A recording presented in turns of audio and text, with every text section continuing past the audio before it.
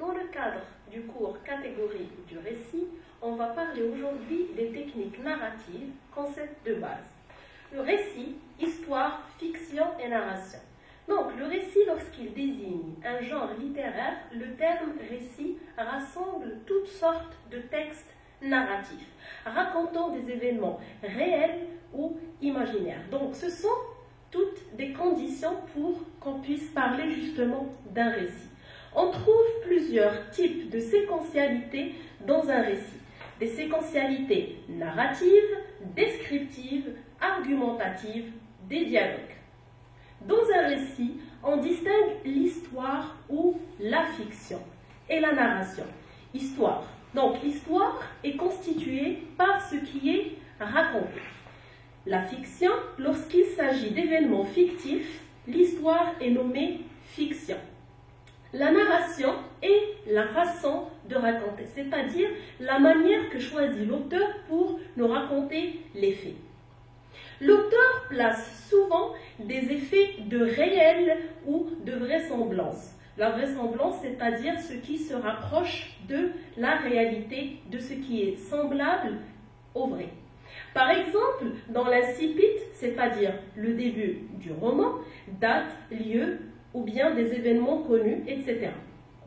La sélection. Un auteur ne peut tout dire, donc il choisit juste les éléments qui vont lui permettre de faire comprendre le lecteur. Il ne garde donc que les éléments utiles, opère un tri, une sélection. En conséquence, les faits mentionnés, même les plus anodins, peuvent se révéler justement très importants pour la continuité de l'histoire. Il faut souvent les mettre en relation les uns avec les autres pour comprendre ce que suggère le romancier. Donc, il faut réfléchir à l'économie de l'œuvre. Il ne faut pas tout dire, mais il faut choisir ce qu'il faut dire pour donner le plus grand nombre de messages au lecteur. Auteur et narrateur. Donc, l'auteur est la personne réelle qui vit ou a vécu. Le narrateur est celui qui raconte l'histoire. C'est un personnage inventé par l'auteur pour remplir ce rôle. Donc, ces deux définitions, justement, vont vous faire c'est-à-dire comprendre quelle est la différence, justement, entre un auteur et un narrateur. Le statut du narrateur, c'est-à-dire qui parle et qui voit. La position du narrateur qui raconte. Le narrateur est extérieur au récit, c'est-à-dire qu'il est en dehors du récit. Le narrateur signale sa présence. Le récit laisse place au discours. Des indices d'énonciation apparaissent. Pronom je, vous ou modalisateur. Exemple, on peut trouver ça chez Stendhal ou Balzac. Le narrateur semble absent. Les marques du discours n'apparaissent que dans le dialogue. Les indices d'énonciation sont absents. Vous pouvez trouver des exemples dans les œuvres de Zola ou Flaubert. Le narrateur, personnage. Donc récit à la première personne. Le narrateur raconte sa propre histoire. Donc vous pouvez aussi trouver encore une fois des exemples chez Musset. Le narrateur raconte des faits où il a été témoin, c'est-à-dire qu'il fait partie ici du récit. Le point de vue narratif ou focalisation. Donc ici, on va parler d'un point qui est très très important par rapport au récit. C'est la focalisation ou bien les types de focalisation. La première, c'est la focalisation zéro. C'est-à-dire, le lecteur, il sait tout. Il a accès à la psychologie des personnages grâce à un narrateur qui est omniscient. Quand vous entendez ce terme omniscient, ça veut dire qu'il connaît tout, qu'il est présent. Et donc le savoir et les possibilités de perception sont illimitées. C'est-à-dire, et je le répète, qu'il connaît tout. La focalisation interne. Le lecteur n'a accès qu'à la psychologie d'un personnage et aux actes de tous les autres. C'est-à-dire que par rapport à un personnage, et dans le cadre de la focalisation interne, il connaît sa psychologie. Donc, il connaît tout de lui, même sa manière de voir, sa manière de penser. Par contre, par rapport aux autres personnages, il connaît que leurs actes, c'est-à-dire ce qu'ils font. Que voit celui-ci? Le narrateur est à l'intérieur du personnage. Donc, c'est comme s'il voyait avec les yeux de l'autre. La focalisation externe. Le lecteur n'a accès qu'aux actes des personnages. Le narrateur est témoin. Son savoir et ses possibilités de perception sont limitées. Donc, j'espère que vous maîtrisez bien justement ces trois types de focalisation parce que justement, ils vont vous accompagner tout au long de votre cours. L'intrigue romanesque. Les séquences narratives. On appelle séquence une unité du récit, un segment de texte, c'est-à-dire une partie qui forme un tout cohérent dans le temps ou dans l'espace, autour d'un même centre d'intérêt. Un texte narratif est généralement organisé en séquences, c'est-à-dire que chaque conséquence a son propre sujet. Dès qu'on la termine, on passe à une autre conséquence, donc on passe à un autre sujet ou bien un autre espace, etc. Dans un récit, les séquences ne se succèdent pas de façon anarchique ou arbitraire. Certains se prennent pour se renforcer en créant des effets d'écho. Donc les effets d'écho, parallélisme ou à opposition. Donc ce sont justement des figures de style. Mais surtout, les séquences s'enchaînent et on peut distinguer un début, un développement et une fin. Justement, d'où le fait que je vous ai dit qu'ils ne sont pas mises d'une façon anarchique, mais justement répondent à un certain enchaînement. Le déroulement du récit ou les 5 phrases de l'intrigue de base. Donc, premièrement, vous avez le début où la situation initiale se place sous le signe de l'équilibre. Donc, vous lisez une histoire, en général, ça commence avec un équilibre. Tout est bien, tout se passe bien, donc peut-être c'est une situation qui ressemble c'est-à-dire une situation de vie normale. 2. La force perturbatrice, c'est-à-dire l'élément qui va déclencher cette perturbation, rend cet équilibre, introduit un manque et déclenche l'action. Donc c'est le tout à coup ou soudain. 3. La dynamique, enchaînement des péripéties, épreuves et conflits. Donc toujours par rapport à cette force perturbatrice. La résolution ou force équilibrante, c'est-à-dire celle qui met un terme à l'épreuve, qui arrête ce déséquilibre.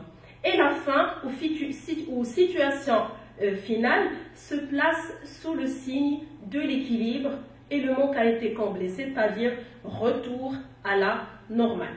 Un processus de transformation fait donc passer le personnage d'un état initial à un état final.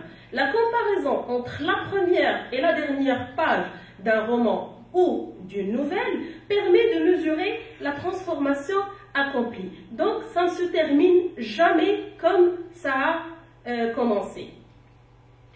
Le récit encadré, le récit enchâssé et la mise en abîme. Le récit enchâssé. Le récit peut être encadré par un autre récit. C'est le cas des retours en arrière. Le récit à tiroir où chaque épisode en arrive à former un récit autonome. Donc, je reprends justement pour de plus amples explications. Quand on parle ici de récit enchâssé, on le colle toujours à un récit qui peut être encadré par un autre récit. C'est comme si on avait un récit dans un autre récit. C'est le cas des retours en arrière. Et vous pouvez le remarquer par exemple, quand on parle de récit ou quand on parle de narration, on peut comparer ça à des films par exemple. Quand on regarde des films et qu'on veut faire des retours en arrière, en général c'est un récit dans le récit justement et qui peut être projeté par exemple en noir et blanc avec des couleurs pâles pour montrer que ce sont des choses qui se sont passées c'est-à-dire ultérieurement. où chaque épisode, on arrive à former un récit autonome. Donc, ils sont séparés l'un de l'autre et ils sont autonomes. La mise en abîme. Il y a mise en abîme du récit quand des éléments représentatifs du récit renvoient au récit lui-même, comme un miroir. Donc, c'est le micro écrit du récit. Comme on l'avait pu le citer au début de notre cours, on avait parlé que comme quoi, même par rapport aux éléments les plus futiles, les plus banals, donc ils ne sont pas mis ici par hasard. Donc l'auteur va les utiliser justement par la suite pour créer son histoire. Le personnage, au cœur de tout récit, et relevant cependant d'une analyse qui n'est pas toujours purement narrative, le personnage occupe une position stratégique. Il est le carrefour projectionnel des lecteurs, des auteurs et des critiques. Donc c'est comme si on plaçait, c'est pas c'est comme si, mais on place justement le personnage. Ici, vous avez l'expression, le personnage, il est le carrefour projectionnel, c'est-à-dire il est au milieu et autour, il y a le lecteur, les auteurs et les critiques, c'est-à-dire il est au centre. Le travail pionnier sur le personnage fut sans nul doute celui de Vladimir Propp et sa morphologie du Kant. Ces analyses ont donné naissance aux approches que l'on pourrait qualifier de structuralisme. Dans ce cadre structuraliste inspiré de la grammaire traditionnelle et en particulier de la grammaire phrastique, le personnage est réduit à un ensemble de fonctions assumées par un sujet. Le personnage au service du sujet. De façon plus pragmatique, les études qui ont succédé accordent au personnage littéraire une épaisseur pluridimensionnelle. L'étude fait référence à la matière chez les spécialistes français et celle de Beamon dans un article resté très célèbre qui est à la fois un classique et un travail encore incontournable pour un statut sémiologique du personnage. Donc, je vous laisse justement les références par rapport à la poétique du récit, Paris Seuil, paru en 1977, page 115 et page 180. Il est la représentation fictive d'une personne. C'est un être de papier, donc c'est un être qui est fabriqué par l'auteur lui-même, qui n'existe que par les mots du texte et par l'imaginaire du lecteur. Donc ça aussi c'est un point très important. Donc c'est un être de papier, c'est un être qui a été créé justement dans le sens de trouver dans l'imaginaire du lecteur une place pour vivre ou revivre. Et à chacun sa manière d'imaginer, chacun sa manière de voir les choses et à chacun sa manière de faire ses propres lectures. Pour donner une épaisseur au personnage, l'auteur dispose de divers moyens qui procurent l'illusion de la réalité. Donc, l'illusion de la réalité, c'est contradictoire, certes, mais on essaie toujours dans l'imaginaire de créer quelque chose, je l'ai dit tout à l'heure, de vraisemblable. Donc c'est inscrit dans l'imaginaire, mais ça ressemble à ce qu'on vit en réalité. Il est à noter que le héros peut évoluer au cours du récit. Il peut passer de héros négatif à héros positif. Et combien de fois, justement, on a vu ces transformations, justement, dans les romans, les histoires, les fables qu'on a pu lire, même étant jeune. Il peut passer de héros négatif à héros positif par un désir de rédemption, ou l'inverse, par débauche et corruption, ou encore d'anti-héros à héros positifs grâce à une quête initiatique. Donc tout ça, justement, rentre dans les objectifs que voudrait atteindre un auteur chez le lecteur. Exemple, Jean Valjean dans Les Misérables de Hugo, qui était un bagnard évadé et qui finit par sacrifier sa liberté et sa vie pour les autres. Donc au début de l'histoire, c'était un héros négatif. Mais à la fin de l'histoire, il est devenu un héros positif. Et par rapport à ça, il y a toujours une morale. On va y arriver par la suite. La désignation du personnage. L'auteur apporte en général plusieurs informations qui constituent une carte d'identité du personnage. Nom, prénom, âge, ce sont l'ensemble de ces traits qui vont reconnaître, aimer et faire détester un personnage. Je reviens toujours aux objectifs de l'auteur. Donc, par les mots, il va nous faire détester ou aimer un personnage. La qualification du personnage. Le personnage a une identité physique, psychologique, morale et sociale. L'auteur l'inscrit justement dans chaque dimension de manière très précise. L'auteur dresse généralement un portrait physique, moral, psychologique qui donne des indications précieuses pour la suite de l'action. La présentation du personnage, il peut être présenté par le narrateur omniscient, c'est-à-dire qui connaît tout, qui en donne un portrait détaillé et il rapporte ses paroles et ses pensées au style direct et indirect libre. Donc, si on revient justement à revoir les éléments qu'on vient de citer, désignation du personnage, qualification du personnage, la présentation du personnage, ce sont tous des éléments qu'a l'auteur justement pour créer ce portrait du personnage et le faire montrer sous l'angle qu'il veut transmettre au lecteur. Les attributs physiques. Donc un héros peut être beau, fort et hors du commun. Par rapport aux attributs moraux, il peut être courageux, vertueux, comme le vertueux chevalier par exemple. Dans les romans de la table ronde, vous avez Lancelot et Galadriel sont présentés d'une certaine manière, le duc de Nemours dans Les princesses ou La princesse de Clèves. Vous avez le héros négatif. Ses actions, c'est la corruption, la destruction, la méchanceté, le mensonge, etc.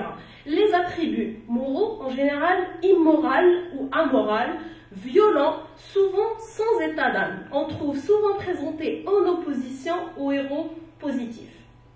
Son apparence, banale, ordinaire, voire laid. Ses relations à la société, souvent à part, dans un monde qu'il ne comprend pas. On prend l'exemple d'Emma. Si vous avez déjà lu Madame de Bovary, vous pouvez justement toucher ce principe. Le héros collectif, plusieurs personnages qui agissent ensemble dans un but commun. Donc ici, vous pouvez trouver plusieurs. Dans les récits fantastiques, on peut trouver ce genre de personnages justement collectifs, c'est-à-dire ils œuvrent tous pour la même cause.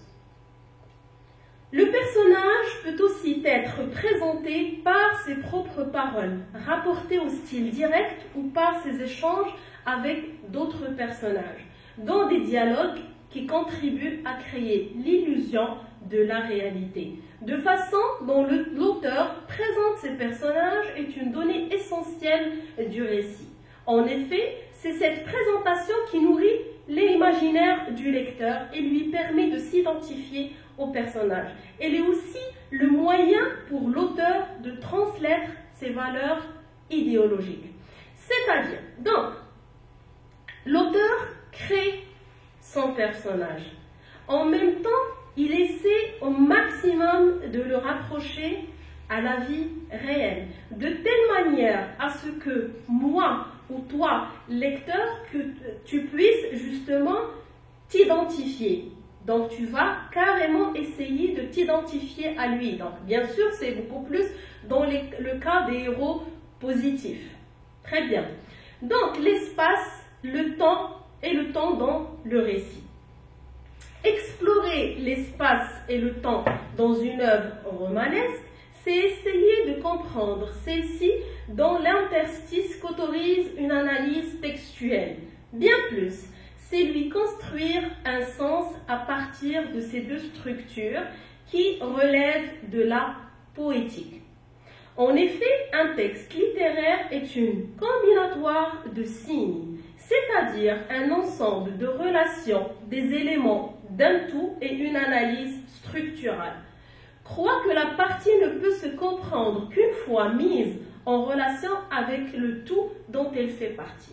En général, quand on nous demande de lire des romans justement dans le cadre de nos études universitaires, lors des examens, en général, on a affaire à des extraits. Ça, tous les étudiants le savent. Des fois, on demande carrément aux étudiants de lire un chapitre, mais cela ne veut pas dire qu'il ne faut pas lire le roman en entier. Parce que justement, c'est là où le problème va se poser. Par exemple, quand vous allez travailler sur le commentaire composé, vous devriez justement connaître d'où vient cet extrait, c'est-à-dire les événements qui se sont passés avant et les événements qui vont venir par la suite. L'espace et le temps sont par conséquent porteurs de sens. Il s'agit dans une certaine mesure de renforcer le lien entre poétique, littéraire et préoccupation thématique. Donc quand on parle de l'espace et du temps, quand l'auteur nous décrit une scène qui se passe pendant la nuit, ça a une signification par rapport à une scène qui se passe le jour. Donc une scène qui se passe à l'intérieur n'a rien à voir avec la signification d'une scène qui se passe à l'extérieur. Le temps. Faire un récit, raconter une histoire, c'est présenter du temps. La représentation de ce temps s'inscrit elle-même dans un autre temps. Représenter du temps prend du temps. Et la réception de ce temps représente également soit trois mesures différentes. Mais on ne peut tenir compte que du temps représenté et du temps de sa réception. Par un tableau, une image et surtout une suite d'images. Les vitraux d'une cathédrale, par exemple. On peut représenter dans l'espace une succession d'événements. Encore faut-il, pour que naisse le récit, que le regard parcourt les images dans leur succession. C'est cette succession et leur parcours qui constituent le récit. C'est-à-dire que l'auteur, il nous donne la possibilité de voir avec ses propres yeux. Quand il commence à donner une description d'un lieu, on parle ici d'une cathédrale, sans qu'il dise par exemple une cathédrale, il peut exprimer qu'il y a des vitraux de différentes couleurs, des fresques, etc. En général, on fait la description du général pour aller vers le particulier. Dans le récit littéraire, le temps de l'histoire racontée est différent du temps de la réception de cette histoire. C'est normal. En 2020, je lis un roman du 19e ou du 18e siècle. Donc, en général, là, le temps, il est immense, mais jamais on ne lit au même moment que ça a été produit. Donc, Gégenet a distingué ces deux temps du point de vue de l'ordre, de la durée ou de la vitesse et de la fréquence. L'ordre dans lequel les événements sont racontés peut en effet être différent de celui dans lequel ils se sont déroulés. On connaît des retours en arrière du cinéma, le flashback, que Gégenet propose d'appeler analepse. On distinguera également les projections en avant ou prolepse. Donc, analepse et prolepse sont deux éléments qui sont très très importants pour que vous puissiez justement comprendre tous les éléments du récit. La linéarité du récit littéraire ou cinématographique impose de choisir aussi l'ordre dans lequel seront présentés des événements contemporains qui se sont déroulés en des lieux différents. Ou bien, ils se succéderont dans le temps de la lecture, reliés par un pont dans ce temps-là, ou bien on passera de l'un à l'autre, comme dans le montage alterné des westerns. La durée des événements racontés n'est respectée que dans quelques cas très particuliers. Dans les dialogues, récit fait uniquement de paroles, le temps raconté a la même durée que celui que l'on prend pour le suivre. À l'intérieur d'un même roman, les rapports entre les différentes durées narratives des séquences temporelles identiques au point de vue de la fiction. Une journée, un mois, une année contribuent à produire le rythme du récit. Tantôt il se ralentit, tantôt il s'accélère. Toujours par rapport aux objectifs de l'auteur. il y a des récits romanesques plus uniformes et plus irréguliers, plus statiques ou plus dynamiques que d'autres. Enfin, de l'examen de la fréquence, on pourra retenir surtout le cas du récit itératif, qui condense en une scène unique des événements qui se sont répétés plusieurs fois de façon à peu près identique. Donc, pas la peine de répéter une scène 1, 2, 3, 4 ou 6 fois, on essaie de condenser au maximum. Longtemps, je me suis couchée de bonne heure. Donc, on ne va pas parler c'est-à-dire longtemps, ça pourrait être 2 ans, 3 ans, 5 ans ou plus. Sinon, par rapport au temps romanesque, le rythme de la narration, temps de la fiction et temps de la narration. Le temps de la fiction, c'est la durée réelle de l'intrigue rapportée ou imaginée. Il peut être très court, quelques heures, ou très long, plusieurs générations. Le temps de la narration, c'est le temps utilisé pour le récit. Il est évalué au nombre de lignes ou de pages. Un événement de quelques minutes peut occuper plusieurs pages, tandis que plusieurs années peuvent être résumées en quelques lignes. Donc ça dépend justement de l'importance du sujet. La vitesse narrative, traitement de la durée ou tempo de la lecture.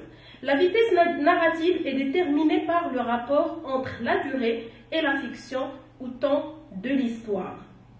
Donc le TH, le TN, c'est pour résumer. Et la longueur de la narration ou temps de la narration, on distingue 5 grands tempos romanesques. La pause, le déroulement narratif, est interrompu par une description ou un commentaire. L'ellipse, une durée indéterminée de l'action, est passée sous silence. Le sommaire, la narration rend compte brièvement d'une période plus ou moins longue de la fiction, et le ralenti, la narration développe longuement ce qui ne prend que peu de temps dans l'histoire.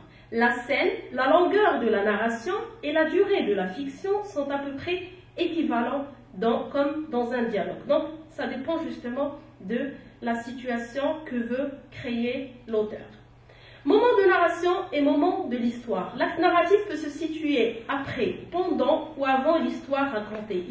Il peut aussi s'intercaler entre les moments de l'action. On parle de narration ultérieure, type de narration le plus largement répandu. De narration simultanée, monologue intérieur, de narration antérieure ou de narration intercalée, roman par lettre ou journal. Ordre de la narration et ordre de l'histoire. L'ordre chronologique par rapport au temps.